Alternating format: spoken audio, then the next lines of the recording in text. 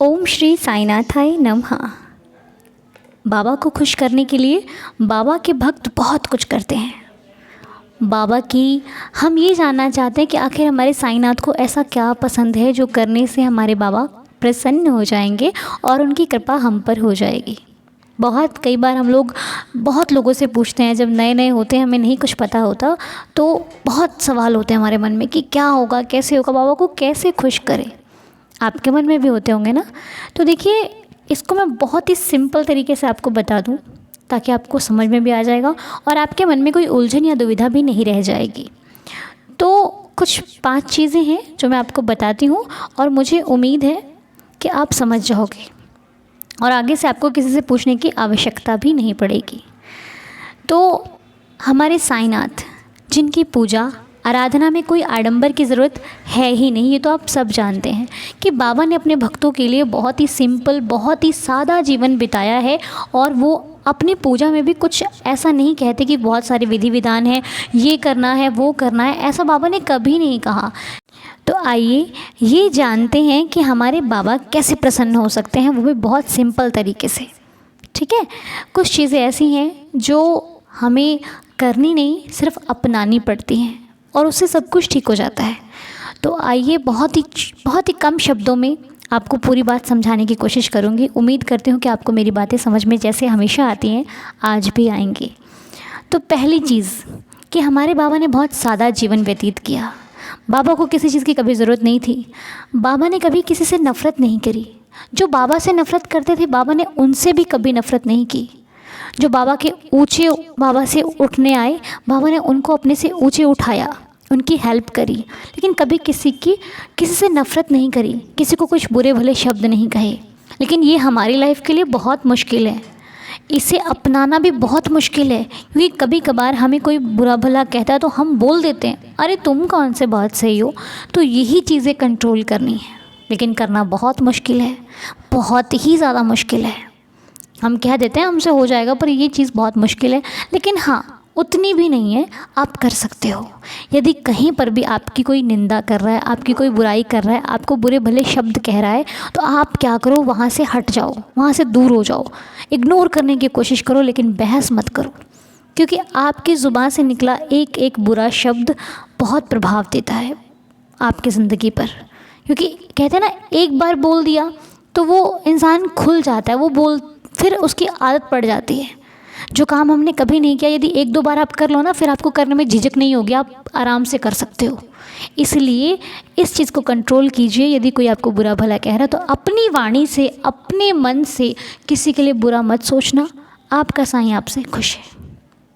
दूसरी चीज़, कई बार क्या होता है, हम किसी की मान लो हेल्प करते हैं, है ना, तो हम क्या करते हैं, सभी ऐसा सबके साथ होता है, कई बार हमसे भी हो जाती है ये चीज़, लेकिन हम इसको कंट्रोल करने की कोशिश कर रहे हैं कि जब हम किसी की हेल्प करते हैं, है ना, हमने हेल्प तो कर दी, लेकिन जब वो व्यक्ति हमारे सामने से चला गया तो हमने उसको 2-4 बातें सुना दी, अरे ये कर नहीं सकता था क्या, इतना तो कर ही सकता था, हमारी हेल्प की ज़रूरत पड़ गई ना। ये चीज़ें नहीं करनी है। मतलब किसी के पीठ पीछे उसके खिलाफ बुरे शब्द नहीं कहने हैं, उसको छोटा और अपने आप को बड़ा नहीं समझना है। समझ गए ना। कभी भी ऐसा होता है कि इंसान जब हमारे सामने से, हमें किसी के सामने से हट जाता है तो इंसान हमारी बुराई करने लगता है। वो करे, हमें नहीं करना है ऐसा। ठीक है, कोई भी अगर हमारे सामने किसी की बुराई करता है तो हम उसका सही गलत का पक्ष ले सकें तो लें, नहीं तो वहाँ से हट जाएं। सिंपल जीवन जिए, दिखावा करने की ज़रूरत साईं भक्तों को बिल्कुल नहीं है। ऐसे आपका साईं आपसे खुश है। 2 पॉइंट्स हो गए। अब तीसरी बात ये कि चिंता करना छोड़ दो। बाबा के बच्चे हो, हर चीज़ का सॉल्यूशन देखो।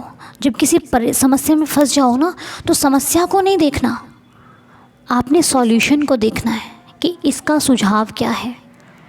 ऐसा नहीं है कि खाना पीना छोड़ दो, भूखे रहो, पानी त्याग दो, व्रत रख लो, ऐसा बाबा को बिल्कुल पसंद नहीं है। बाबा को खुश करना है तो भूखे पेट तो बिल्कुल भी नहीं रहना। ये आपके साईं को सख्त खिलाफ हैं बाबा इसके, कि भूखा नहीं रहना, क्योंकि भूखे पेट भजन नहीं हो सकता। ठीक है, इस चीज़ का याद रखिए कि बाबा के बच्चे हो तो परेशान नहीं होना, साईं पर भरोसा रखना और भूखे कभी मत रहना। भूखे रह के पूजा पाठ भी मत करना, किसी को कोई गलत सलाह भी मत देना। अगर पता है तभी बताना, नहीं पता तो हाथ जोड़ लेना, भाई मुझे इसके बारे में कोई जानकारी नहीं है। ठीक है, ये चीज़ें अपनाओगे तो साईं क्या, जिन भी भगवान को आप मानते हो वो सब खुश रहेंगे, क्योंकि आप भगवान के अकॉर्डिंग चल रहे हो, किसी को कुछ गलत भटका नहीं रहे हो, किसी के खिलाफ गलत साजिश नहीं कर रहे हो, किसी की साजिश को सुन नहीं रहे हो। इससे बड़ी बात और क्या हो सकती है। हर काम को उम्मीद के साथ करो, मतलब अगर आप कुछ कर रहे हो तो उसमें पूरी जान लगा दो, मेहनत लगा दो। ऐसा नहीं कि आप कर भी रहे हो और पीछे भी हट रहे हो, कर भी रहे हो अरे मैं तो फंस गया, अरे मेरे से ये हो गया, मुझे नहीं करना चाहिए था, ये चीज़ें मत करना। अगर आपने किसी कार्य में हाथ डाला है, किसी को उम्मीद दी है, तो निभाने तक की शक्ति रखना।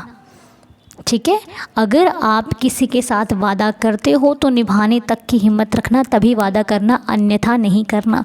किसी को बीच मझधार में नहीं छोड़ना, भगवान इससे सख्त खिलाफ रहते हैं। कभी भी किसी को बीच मझधार में नहीं छोड़ना। ठीक है, और आपको कोई छोड़ दे तो जाने दो, आपको निकालने वाला बैठा है, बाबा बैठे हैं, आपको कुछ नहीं होगा। इस विश्वास के साथ अगर बाबा को मानोगे तो फिर ज़िंदगी में आनंद ही आनंद होगा। थोड़े दिन प्रॉब्लम झेलनी पड़ेगी, क्योंकि बाबा भी तो देखते हैं ना कि ये भक्त मेरे चल सकता है रास्ते पर कि नहीं। जिस दिन आप बाबा की क्लास में पास हो गए ना, उस दिन फिर आपको कोई ज़िंदगी में चिंता करने की ज़रूरत नहीं है। और ये मैंने बहुत सारे पॉइंट्स बीच में ऐड कर दिए। 5th पॉइंट बता रही हूँ आपको। 5th पॉइंट ये है कि कई बार क्या होता है, हम जब बहुत परेशान होते हैं तो हम अपनी प्रॉब्लम्स बाहर वालों से शेयर करना शुरू कर देते हैं, अपने घर वालों की बुराइयाँ बाहर वालों से करना शुरू कर देते हैं, कोई थर्ड पर्सन आता है उसको बताना शुरू कर देते हैं। ये सबसे बुरी चीज़ है। अपने घर की बातें अपने घर तक ही रखनी चाहिए, किसी भी बाहर वाले व्यक्ति को कुछ नहीं बताना चाहिए। और यदि कोई व्यक्ति आपसे अपनी बात शेयर कर रहा है और वो आपसे ये उम्मीद रखता है कि भाई ये कहीं और मत बताना, तो प्लीज़ चुगली वाला काम कभी मत करना कि आपने उससे सुनकर उसको तो आश्वासन दे दिया, उसको भरोसा दे दिया कि हाँ मैं कहीं नहीं बताऊँगी, लेकिन बाहर जाकर उस बात को लीक कर दिया, कहीं और जाकर बता दिया, अरे वो तो ऐसा काम बिल्कुल मत करना। इससे साईं कभी खुश नहीं हो सकते। बाबा को चाहते हो ना खुश करना, भगवान को पाना चाहते हो ना, तो ये सारी चीज़ें प्लीज़ मत करना। जिसको भरोसा देना उसका भरोसा निभाना। जैसे मैंने पहले भी कहा है, बुरे वक्त में परेशान होकर अपने घर की बुराइयां, अपने परिवार मेंबर की बुराइयां कभी किसी थर्ड पर्सन से नहीं बताना कि ऐसा ऐसा वो मेरे साथ करता है, क्योंकि अंत में आपका साथ आपका फैमिली मेम्बर ही देता है, बाहर वाला कभी नहीं देता। बाहर वाला कुछ नहीं करता, परिवार ही साथ देता है, अच्छा हो बुरा हो कैसा भी हो। आपको चोट लगेगी, आपके घर वाले ही दर्द को झेल सकते हैं, वही आपका इलाज कराएंगे, कोई तीसरा व्यक्ति बाहर से नहीं आता आपकी केयर करने के लिए। ठीक है, इस चीज़ का ध्यान रखिए।